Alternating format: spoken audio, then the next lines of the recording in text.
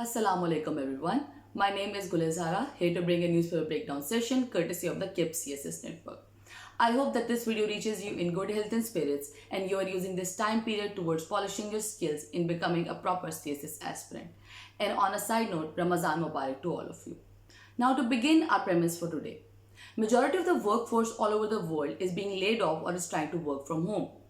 Small businesses are becoming bankrupt while large businesses are looking towards governmental handouts to keep them afloat. Now, in times of economic uncertainty like these, what does it mean for gender equality inside the economic market? How is the COVID-19 pandemic going to affect the women working force in the world? Today, we are going to be dissecting that and going to take a look at some pertinent facts and figures. Before we begin and before we come to the crux of the matter, I would like to establish the role of a woman in world society. Not just in the East and the West, but the role of women in general. And that is of a primary caregiver. Now, the primary caregiver provides unpaid care work towards maintenance of a predominantly male labor force. Now, according to a recent statistic of 2019, the day-to-day unpaid labor of women all over the world saves the world's GDP around 10 to 39%. So, you see, 10 to 39%. If they were paid, that would constitute about 10 to 39% of the world's GDP. So, you see this disparity? The unpaid care work is going towards maintenance of a predominantly male labor force. Now, in capitalism, we have two kinds of labors. Number one is the productive labor, number two is the unproductive labor. The productive labor is characterized by the production of any product that is of marketable value or provision of services that is of marketable value, and unproductive labor is mainly geared towards care work. So you see, in a capitalist labor engine, the unproductive labor is extremely important towards maintaining the efficacy and efficiency of the productive labor.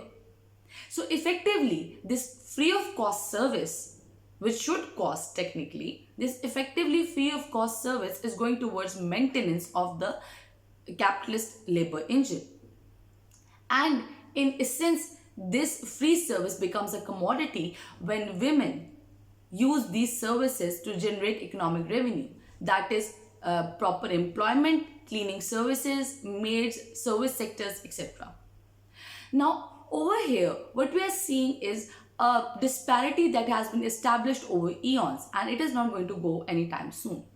Even if women work from home, even if women work professionally, they are still required to address the unproductive side of labor that is according to them, according to their household chores as well. Now, according to feminists, according to a vast majority of feminists, exclusion from productive labor is considered as the most important facet of women oppression. As I've said before, even if women work, they're still forced or obliged to address the non-productive labor that is present inside their households. And in times of economic crises like these, the COVID-19, we might just be seeing working women bear the brunt of it. Now, in 2013, Silvia Federici argued that women are now being forced into productive and unproductive labor, and she used the term as double day. In fact, they were being paid for their productive labor. That is, if they were working as teachers, if they were working as doctors, if they were working as economic analysts, any number of jobs. But what they did at home was unproductive. So this resulted in a double day. They were not paid for that. Although they did hire women who were doing the work in a paid capacity. So you see, in COVID-19, in this pandemic, this disparity is going to be seen worldwide. And in fact, for women working at home, this is going to become a problem. Since women are supposed to work from home now, for those lucky enough to keep their jobs, they are forced to keep unreasonable hours so that they can work uninterrupted, even from the so-called comfort of their homes. And not just that, if we analyze that how many women are at the forefront at the front line for fighting against the coronavirus pandemic, we would be shocked. According to a statistical analysis that was conducted by Allostat, which is an independent company, about 70% women in 104 countries were in the capacity of nurses, healthcare workers, caregivers, doctors.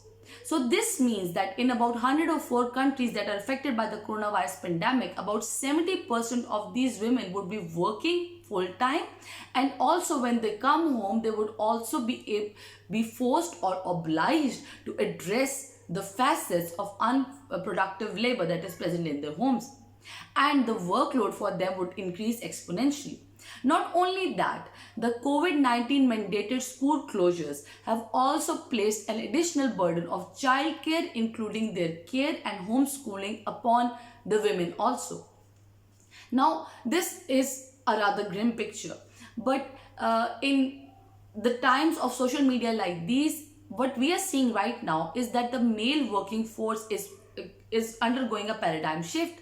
They are forced to analyze their role as fathers, as primary caregivers as well. While we see that some men are laid off from work while their wives work, this is a very small percentage. This kind of economic disparity is something that is going to affect women a lot later on.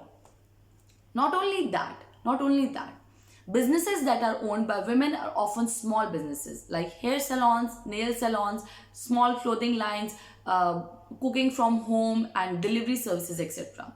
These are the ones that are going to be the hardest hit by the COVID-19 pandemic. And what we are going to be seeing is that women would be laid off in a more you can say harsher capacity, or in a more larger capacity than men in general, because men are supposed and are often employed in essential services while women are not. Despite the statistics that I have put forward, that 70% of the women in 104 countries are primary healthcare givers, they are also going to be facing an increased workload. This is where COVID-19 has placed a disparity between women and men in the economic working market. Now, to move forward,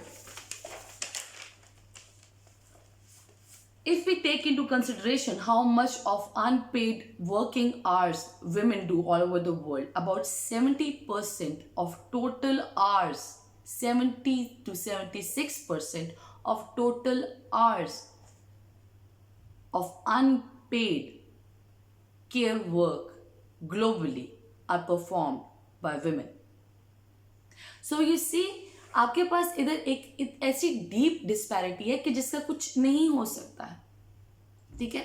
Women, if they're working from home, if they're delivering online lectures, if they have to conduct, if they have to conduct meetings, what happens is that they have to wait till the kids are asleep. They have to wait till the house calms down. They have to finish up their course. They have to, make sure that everything is streamlined before they go on present their best possible professional face to the world. There's a deep stigma associated between a working woman and a household. The household should not intrude in a working woman's professional life. It is seen as deeply unprofessional. Whereas this reality should be considered and accepted by institutions all over the world, by those institutions that employ these women, that they cannot simply leave the home behind if they're sitting at home. The very viral video of the BBC anchor that you have seen, in which his two kids come running in and his wife suddenly comes into the room and drags them out, is a harsh reality. And it is harsh because we see that a woman who is working from home and suddenly her kid barges in, or you hear sounds behind, she is considered as unprofessional. So they are forced to maintain unrealistic and unreasonable working hours, and they're forced to work twice as hard as their male colleagues. So to come to the conclusion of the first part of our lecture for today, is that The COVID-19 pandemic is going to affect women more adversely than men, because the small businesses that we are talking about are predominantly owned by women.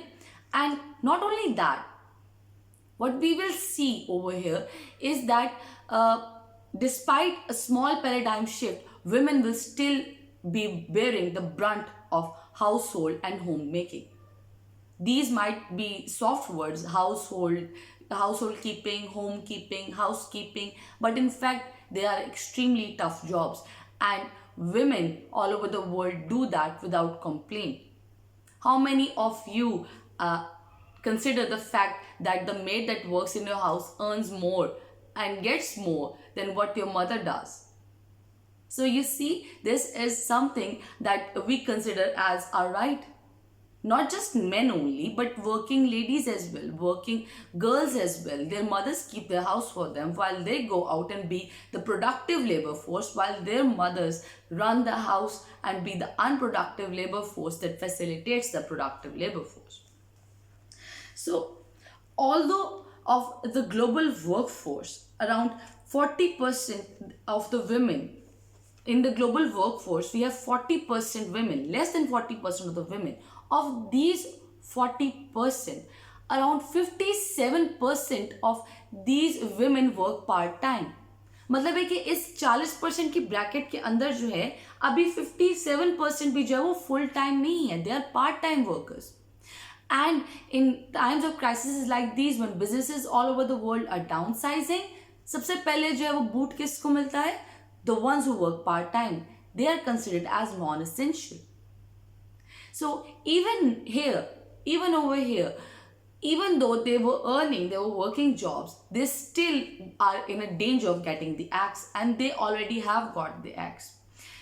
In 2020, around as of right now, a recent statistic that has been put forward by the U.S. Department by the U.S.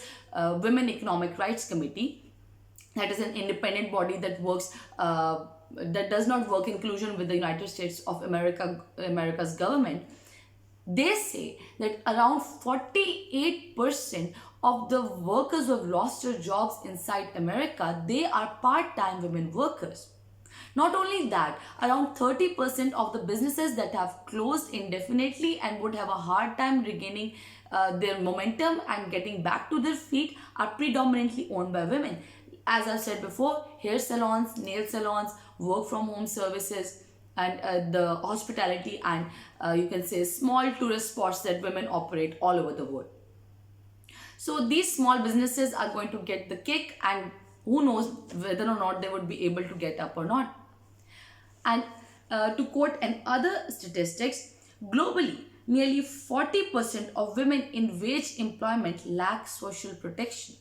Now, what is social protection? Social protection means healthcare insurance, paid leave, hazard pay, and it also constitutes pension as well.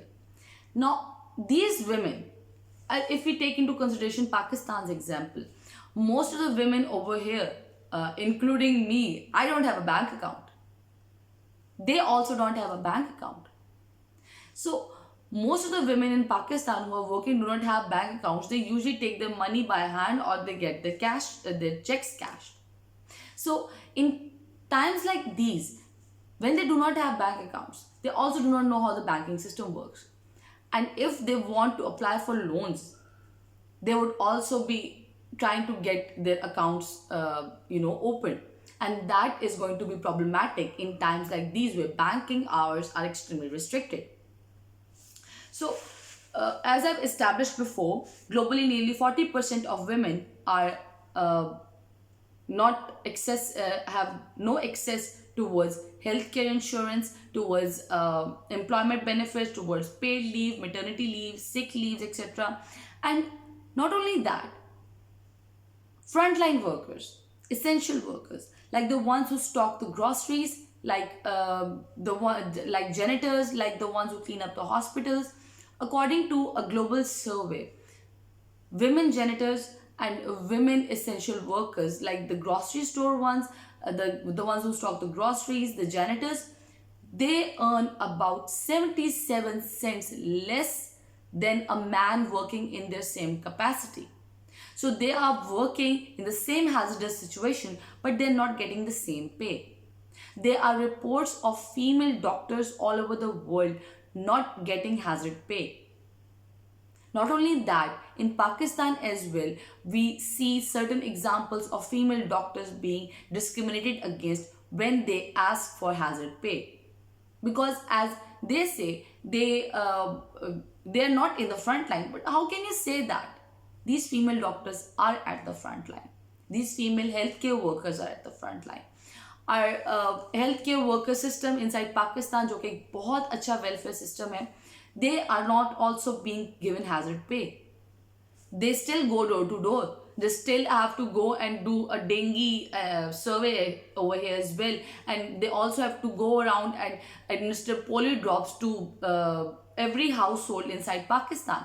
And do you think that they're going to be safe from the infection? No, they are not. They are also going to be the ones that are going to be the worst affected, and they are not getting any hazard pay. Maybe the government the Pakistani government has put forward an incentive for healthcare workers, but since this workforce is made predominantly of women, we might see discrimination over here as well. So 55% of the women are employed in the service sector globally, which means that maids, cooks, nannies, babysitters, these are informal services. And in the stigma of disease, these people are the ones going to get the boot. How many of you have removed your maids? How many of you have not allowed them to come into your homes? How many of you are like, okay, they are going to be the bearers of infection, और ये घर घर जाती हैं और हमारे घर भी आएंगी, ठीक है? So you see, your driver does not get the boot, ठीक है? But your maid does. This is the inherent discrimination that COVID-19 has put forward, and if this trend continues, this fight towards generating a more safe women equal system that keeps women's rights safeguarded, women's economic rights safeguarded, this is going to set them back decades. This is going to set this entire fight back decades if the economic situation in the world continues to worsen. The women are the ones that are going to bear the brunt of household chores. The women are the ones who are going to bear the brunt of downsizing and the economic recession. And if measures are not put forward to safeguard their rights, what I've said before, we are going to see that gender equality in terms of wage employment is going to receive a huge setback. So what governments can do? In Italy, in Sweden, in Europe, what we are seeing is that stimulus payments for women workers and the economic stimulus plans towards generating a safe environment for small businesses that are run for women, these policies have already been put into place. When they're implemented, that is a matter of time, but it is the thought that counts as of right now. Instead of bailing out large businesses, there should be a focus on small businesses as well. Also, in trying to, kind of benefit formal employees, what should be done is that these benefits, these stimulus benefits, should also be extended towards part-time wage workers that are primarily constituted of women, not only just in Pakistan, but all around the world. So, this is the high time for governments and NGOs and policymakers all over the world not to lose the precious ground that gender equality in terms of wage employment has seen over decades. And analysts do fear that this is going to be a huge setback, that COVID-19 is going to be a huge setback towards women employment and women rights in general. So, in conclusion, COVID-19 is going to affect women adversely, the working women class adversely as compared to the men working class. Small businesses are predominantly owned by women, especially the services sector, जहाँ आपके पास आता है जहाँ के पास hospitality services आती हैं, care giving आती है, ठीक है, they are going to be adversely affected. Primary caregiving status is going to be imposed upon by the women that are on the women that are working from home, and they have no other choice. And in an economic recession, it is the women that are going to face the brunt of it. So this is all for today. I hope this has been enlightening for you. I've included links for the information that was taken for this particular lecture. Please click the see more button, okay? You're going to get an entire series of links that I've included for this particular lecture, and also a PDF document that is going to detail all the salient and relevant points. So I hope that this has been enlightening for you. Stay safe. Allah Hafiz.